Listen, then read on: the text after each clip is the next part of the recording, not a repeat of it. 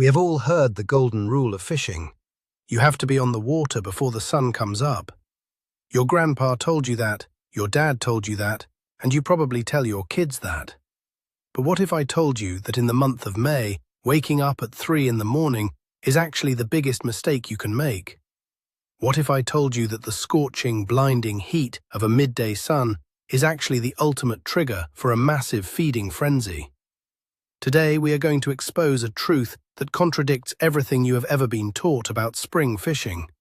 We are going to break down exactly why hitting the water at high noon on a brutally hot May day will completely outproduce that miserable freezing dawn patrol. You are about to discover why the lakes are full of hungry fish that you are simply missing because you are fishing at the wrong time of day. So, before we get into it, I have a question for you to answer in the comments. Are you a die-hard early bird, or do you prefer to sleep in and fish the afternoon? Let me know down below, and let us get started. To understand why we need to change our strategy, we have to look at why we wake up early in the first place. The dawn patrol is a deeply ingrained fishing habit. In the middle of the blazing summer, getting out early makes perfect sense. In August, the water is boiling hot, oxygen levels are low, and the fish feed at night or right at dawn when the water is coolest. We took that summer logic and stubbornly applied it to the entire calendar year. Fishermen are creatures of habit. We do the exact same things at the exact same times, on the exact same spots, and we expect a different result. We drag ourselves out of bed in the pitch black of May, launch the boat in freezing air, and cast blindly into dark water. And what happens? We sit there for 4 hours without a single bite, shivering, drinking bad coffee, and convincing ourselves that the fish are just not hungry today. But the reality is far more scientific. The problem is not the fish. The problem is that you are completely ignoring the physics of spring water temperatures and the biology of the animals you are trying to catch. It is time to step out of the dark ages. Let us paint a picture that you know all too well. Your alarm goes off at 3 in the morning. It is pitch black outside. You load up the truck and drive out to the lake. You launch the boat just as the sun starts to peek over the horizon. The water is like glass. It looks perfect. You throw your favorite topwater lure. You cast a spinnerbait. You pitch a jig. Nothing. 1 hour goes by. 2 hours go by. By 10 in the morning, you are ready to pack it up and go home. You think the fish are just not biting today. But here is what you are missing. In the month of May, that overnight air temperature often drops way down. The water cools off. The fish become sluggish. They are not chasing anything in that cold morning water. They are sitting tight, waiting for the environment to change. This is the ultimate trap of spring fishing. We are so conditioned to believe that the morning is magic that we ignore the physical reality of the water. When you are sitting there freezing your fingers off at 6 in the morning, the fish are doing the exact same thing. They do not care about the sunrise. They care about comfort and energy. And in May, the dawn is rarely comfortable. This is why you are casting into empty water. The fish are there, but their mouths are locked shut until the conditions improve. They need that sun. To really understand why the midday bite turns on like a light switch, you have to look at the biology of the fish. Fish are cold-blooded creatures. They do not regulate their own body temperature like we do. If the water is cold, they are cold. If they are cold, their metabolism slows down to a crawl. In the middle of May, the nights can still be incredibly chilly. So when you get to the lake at 5 in the morning, the water has been cooling down for 10 solid hours. The predator fish are practically in a state of hibernation. They are not going to expend precious energy chasing down your fast-moving crankbait. It is just not worth the calorie burn. But then, something magical happens. The sun climbs high into the sky. By noon, those direct solar rays start baking the shallow water. Since shallow water has less volume, it heats up much faster than the deep water. We are talking about a temperature swing of 3 to 5 degrees in just a few hours.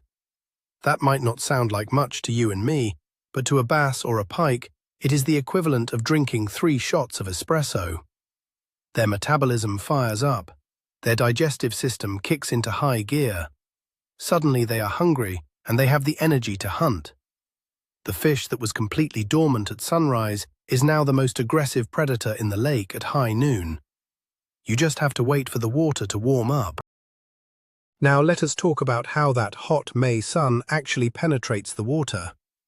Most guys hate a high, bright sun.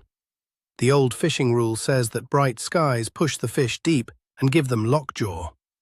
That might be true in August, but May is a completely different animal. During a scorching May day, you want that sun beating down as hard as possible. Why? Because the solar radiation acts like a giant microwave for the shallows. The dirtier the water, the better this works. Stained or muddy water absorbs the heat from the sun much faster than clear water. The suspended particles in the water hold on to that warmth.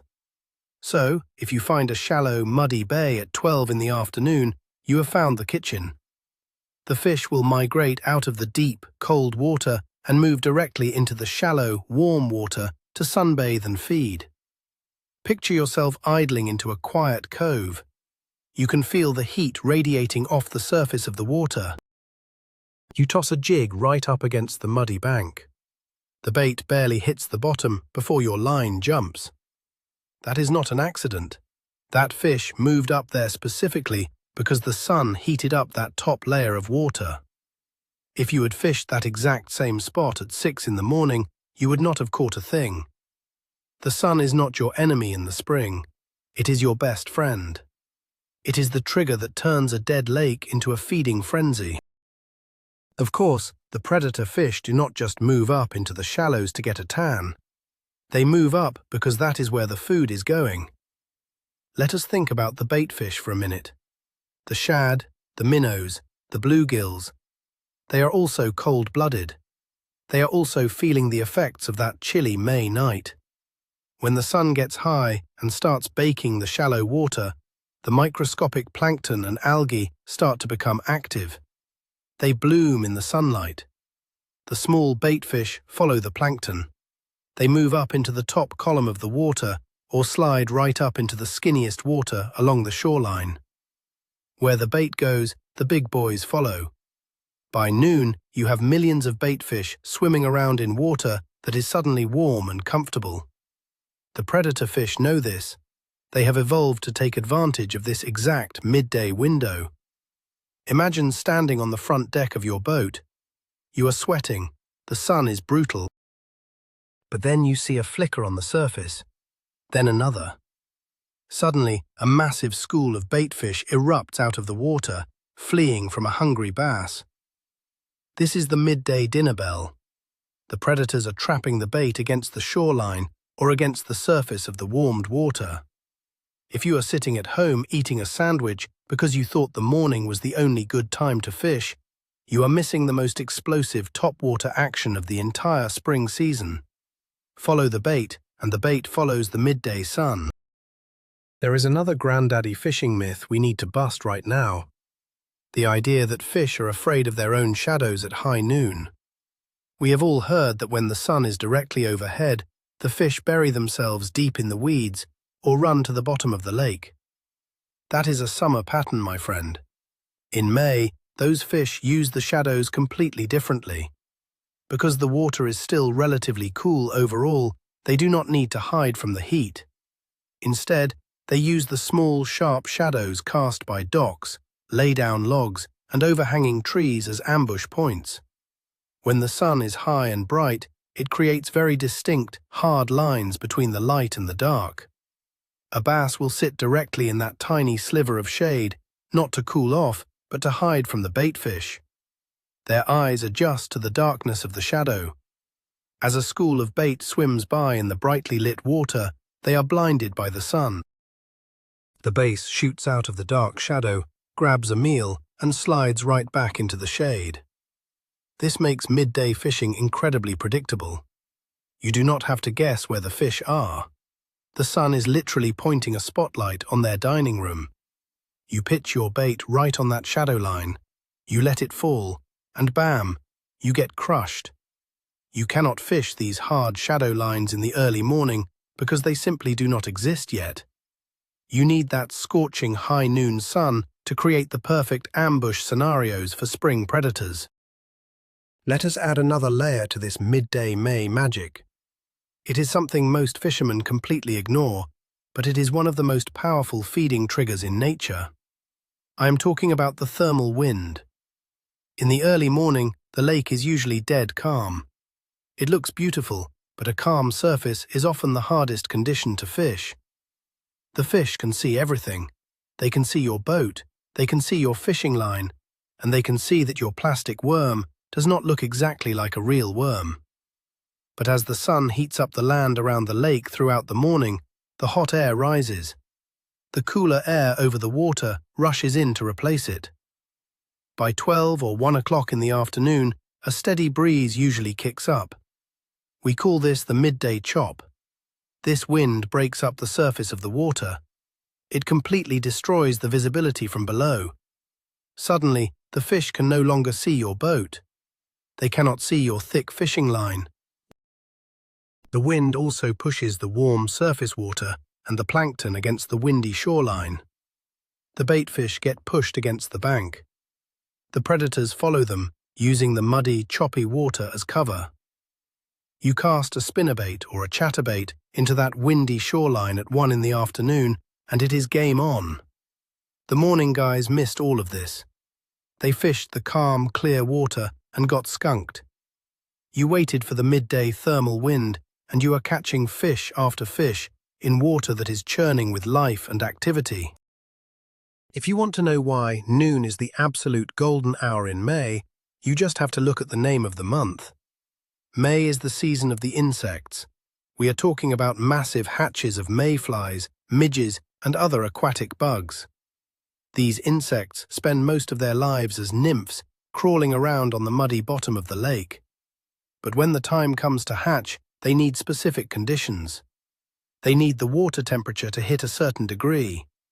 In the early, freezing morning, those bugs are staying put. Nothing is happening on the surface. But as that hot spring sun beats down on the water, the temperature rises. Right around noon, the magic number is reached. Suddenly, thousands of bugs start floating to the surface to sprout their wings. This triggers an absolute feeding frenzy. The bluegills and crappies go crazy eating the bugs, and the big bass and walleye go crazy eating the bluegills. The entire food chain wakes up all at once. Picture yourself sitting on a quiet stretch of water at noon. The sun is cooking your shoulders. You start to see little dimples on the water. Then you see bugs flying into the air. Then you hear the unmistakable sound of a giant fish slurping something off the surface. This hatch does not happen at dawn. It cannot happen at dawn because the water is too cold. It requires the midday heat. If you are not on the water when the bugs start flying, you are missing out on the easiest fishing of the year. Here is a completely different reason why you should be fishing at noon in May. It has nothing to do with biology and everything to do with human psychology. Let us talk about fishing pressure. The average fisherman is a creature of habit. He has been told by his father and his grandfather that you have to be on the lake at the crack of dawn. So the boat ramp is an absolute zoo at 5 in the morning. Every good point, every dock, and every weed bed gets pounded by 20 different boats before 9 o'clock. The fish are bombarded with splashing lures, trolling motors, and loud sonar pings. Of course they are going to shut down. But what happens around 11:30? The average guy gets hot. He gets hungry. He gets frustrated because he has not caught anything. So he packs up and goes back to the boat ramp. He heads to the diner for a burger. By 12:30, the lake is empty. The loud outboard motors are gone. The water settles down. The fish finally get a chance to relax. Right when the water is warming up to the perfect temperature, the fishing pressure drops to 0. You have the entire lake to yourself. You can fish the best spots without anyone cutting you off. You are casting into rested water that is full of aggressive, warmed-up fish. Let the other guys wake up at 3 in the morning to fight the crowds and the cold. You can sleep in, enjoy your coffee, and show up at noon to catch all the fish. Let us dig into the mindset of the fish during the month of May. For a lot of the country, May is the post-spawn period for major predators like largemouth bass. These fish have just spent the last few weeks guarding nests, laying eggs, and fighting off intruders. They are exhausted, they are beat up, they are skinny, and they need to recover. In the early morning, when the water temperature dips, these tired fish are not going to move a muscle. They are resting, they are suspending in the water column and ignoring everything that swims by. If you throw a lure at them at 6 in the morning, they will just watch it sink. But when that scorching midday sun starts baking the water, it is like a healing light for these battered fish. The warm water speeds up their recovery. It soothes their stress. More importantly, it brings the slow-moving, easy meals right to their doorstep. A big, post-spawn female bass does not want to chase a fast lure across the lake. She wants to wait in the warm shallows for a slow, clumsy bluegill to wander by. When the sun is at its highest point, she will slide up onto a shallow flat to soak in the heat and wait for an easy snack. This is the perfect time to slowly drag a plastic lizard or a jig right past her nose. She will eat it out of pure convenience. You cannot force a post-spawn fish to eat when it is cold. You have to wait for the heat to wake them up. Now, how do you actually catch these fish when the sun is trying to melt your face off? Your lure selection has to change completely from what you would throw in the dark. In the early morning twilight, you rely on dark colors and slow vibration to help the fish find the bait. But at high noon, under a blazing sun, you have a massive advantage. You have light, tons of it. This is the time to break out the flashy, aggressive reaction baits. I am talking about shiny willow leaf spinnerbaits. I am talking about chrome crankbaits and bright jerkbaits. When the sun hits those metallic finishes under the water, it creates a blinding flash. It looks exactly like a frantic baitfish darting through the shallows. The water is warm, the predator metabolism is running hot, and suddenly this bright, flashing thing invades their territory. They do not have time to inspect it. They do not have time to think. They just react and destroy it. Imagine ripping a shiny jerkbait past a submerged tree at 1 in the afternoon. The bait darts left, then right, catching the sunlight with every twitch. A huge pike or bass rockets out of the branches and violently slams the bait. That aggressive reaction strike is fueled by the warm water and the bright sun. If you try to fish slow, natural-colored finesse baits all day, you are missing out on the raw anger of a midday reaction bite. Use the sun to your advantage. Make your lures shine like a diamond. There is a persistent logic in fishing that says when the sun gets hot, the fish go deep.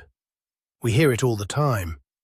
Guys will spend their midday hours dragging heavy jigs in 30 feet of water, trying to find fish that are escaping the heat.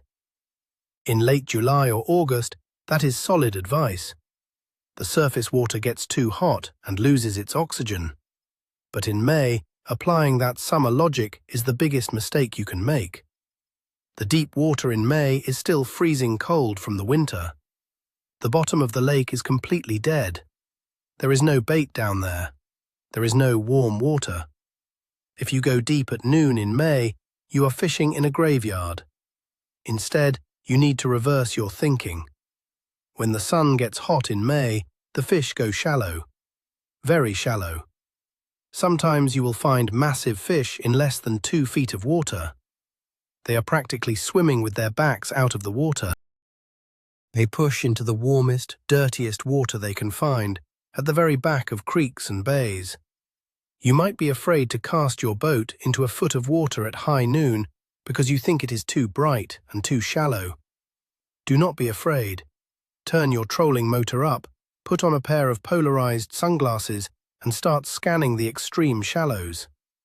You will be shocked by the size of the fish you see cruising right along the bank. Forget the deep drop-offs. Forget the deep rock piles. The midday party in the spring is happening right up against the shoreline. Let us get a little bit scientific for a second, because understanding the weeds will change how you fish forever. In May, aquatic vegetation is just starting to grow back after the winter. You have green cabbage, coontail and lily pads starting to sprout toward the surface. Now, how do plants survive? They use photosynthesis. They need sunlight to grow, and when they absorb sunlight, they release pure, fresh oxygen into the water. In the dark hours of the early morning, the plants are actually sucking oxygen out of the water. The weed beds can be almost toxic for fish at dawn. But as the sun rises and hits its peak at noon, those green plants turn into oxygen factories. They are pumping out highly oxygenated water into the surrounding area. Fish need oxygen to breathe, and warm water naturally holds less oxygen than cold water. So, when the midday sun heats up the lake, the fish seek out the greenest, thickest weed beds they can find. Not just for shade, but to literally catch their breath. They bury themselves in the weeds and absorb the fresh oxygen. It acts like an energy drink. Imagine flipping a heavy jig right into the center of a thick patch of green lily pads at 2 in the afternoon. You pull it up, and a giant fish absolutely swallows it. That fish was sitting in there breathing the fresh air, waiting for a meal to drop in. You will never find that kind of aggressive action in the dying weeds of the early morning. We have talked a lot about the fish, but we need to talk about you, the angler. The psychological battle of fishing in the scorching midday sun is real. It is hot. You are sweating through your shirt. The glare off the water is giving you a headache. Your instinct is to sit down, drink a cold soda, and stop casting. You start convincing yourself that the fish are feeling just as miserable as you are. You think to yourself, it is too hot to fish, nothing is going to bite right now. This is exactly where 90% of fishermen fail. They let their own physical discomfort dictate their fishing strategy. You have to separate your feelings from the reality of the fish. Yes, you are hot, but the fish are cold-blooded. They love the heat. The hotter you get, the more active the fish are becoming under the surface. You have to push through the midday slump. When the sun is beating down and you feel like quitting, you need to stand up, grab a rod, and fish harder. Put on some sunscreen, drink your water, but keep casting.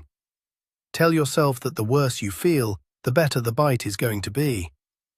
Picture yourself exhausted, making one last cast toward a sun-baked dock.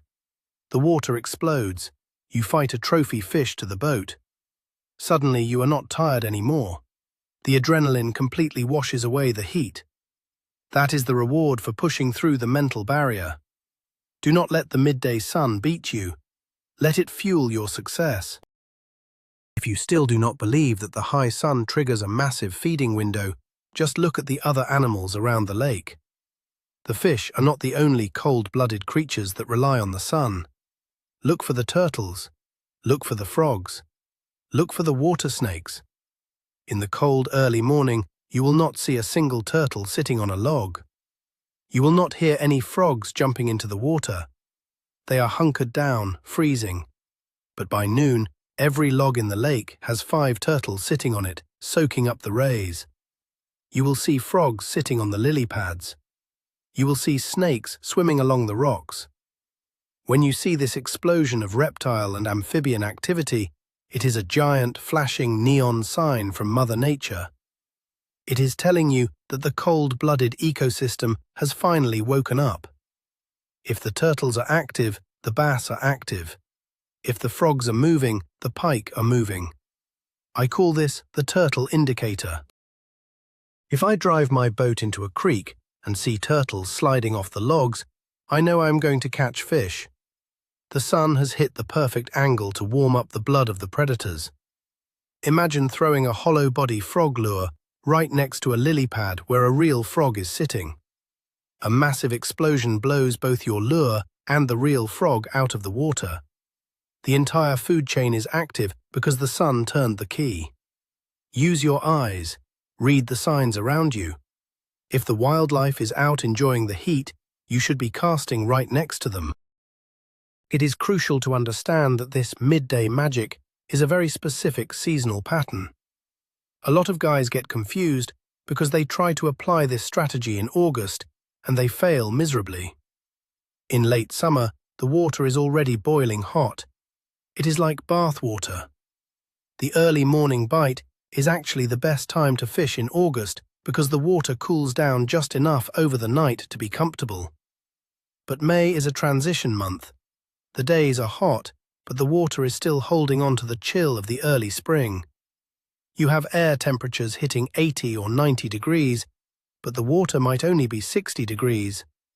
That massive gap between the hot air and the cold water creates the perfect storm for a midday bite.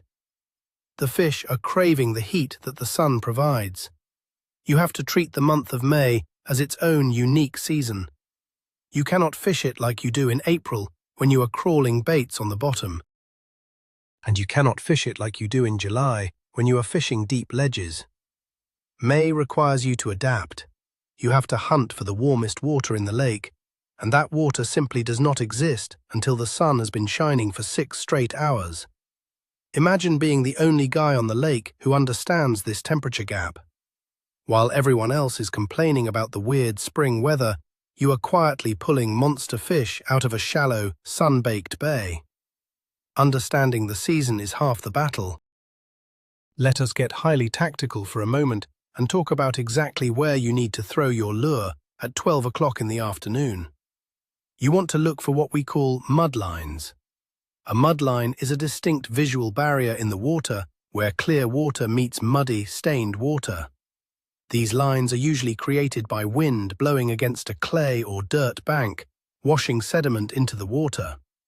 In the early morning, a mudline does not mean much. But at high noon, a mudline is the most productive spot on the entire lake. Remember how we talked about dirty water absorbing the sun heat faster? The muddy side of that line will be significantly warmer than the clear side. The predator fish will cruise back and forth directly on that seam. They use the muddy water as a heated blanket, and they use the clear water to hunt for baitfish. Imagine positioning your boat right on the edge of the clear water. You cast a rattling crankbait into the muddy, warm water and crank it back toward the clear water. Just as your lure crosses the mudline, it gets completely stopped in its tracks. A heavy fish has been sitting in the warm mud, staring out into the clear water, waiting for exactly that to happen.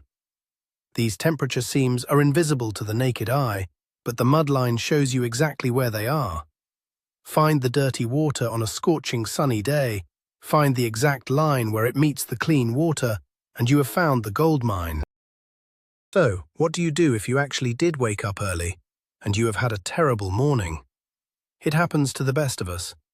You bought into the dawn patrol hype, and by 10 in the morning, you have not had a single bite. The worst thing you can do right now is keep doing the same thing. You have to completely reset your brain. Pretend that your fishing trip is just starting right now at noon. Cut off the slow-moving finesse baits you were throwing in the cold morning. Tie on some aggressive moving baits. Pull up the trolling motor and move to a completely different part of the lake. Leave the deep, clear water where you started your morning and drive as far back into a shallow creek as you can go. You are not just changing your location, you are changing your entire mindset. You are transitioning from a defensive morning posture to a highly aggressive midday attack. Picture yourself making that move. You put the boat on plane, feel the hot wind in your face, and pull into a brand new spot. The sun is blazing. You make your first cast with a fast-moving lure and instantly hook up.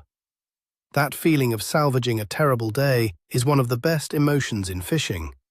You did not give up. You did not go home. You just waited for the environment to change, and you adapted your tactics to match the warming water. Do not let a bad morning ruin your afternoon. The best fishing is just about to begin. Let us talk about a concept I call the structure trap. When the sun is directly overhead at high noon, it creates a very distinct advantage for the angler who knows how to read shadows. We touched on shadows earlier, but you need to understand how to weaponize them. Every piece of cover in the lake, whether it is a dock, a lay-down tree, or a large boulder, casts a very small, specific shadow at noon. The fish are going to be tucked exactly into that dark spot. This means you do not have to guess where they are. You do not have to waste time casting to the sunny side of the dock. You do not have to waste time dragging a bait through open water. The sun has essentially drawn a bullseye on the water for you. The fish is in the shade, period. This allows you to fish incredibly fast and efficiently. You can run down a bank, making one precise cast to the shaded side of every tree and keep moving. Imagine pitching a heavy jig perfectly under a low-hanging tree branch. The bait falls right into the darkest part of the shadow. You feel a sharp tap on the line and set the hook. You are pulling a giant fish out of a space the size of a shoebox. You could never fish with this level of pinpoint accuracy in the early morning or late evening, because the shadows are too long and the fish are roaming everywhere. The scorching midday sun traps the fish in predictable locations, making your job 10 times easier. It is not just largemouth bass that go crazy in the midday sun. Let us look at other species like smallmouth bass and walleye. Fishermen treat walleye like vampires. We are told they hate the sun, they only feed at night, and catching them at noon is impossible. In May, that is a complete lie. In the northern states, the walleyes have just finished spawning. They are sliding back out to the first major drop-offs, but the water out deep is brutally cold. When the high sun starts warming the upper layers of the water column, those walleyes will actually suspend high off the bottom to soak in the heat. They might be sitting in 15 feet of water, but they are only 5 feet below the surface. If you are dragging a jig on the bottom, you are fishing under them.